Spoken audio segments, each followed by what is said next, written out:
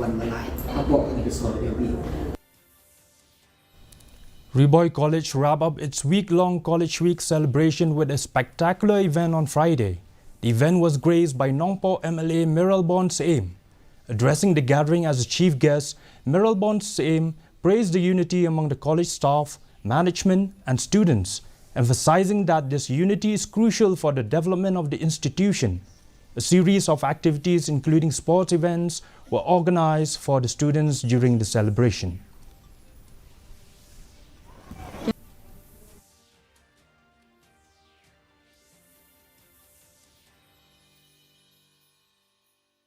We are here, as I have said in my opening remark, representing different religion, different background, but we are one. As a society, as a family. Because here we are the faculty member, the student and other members who are present here.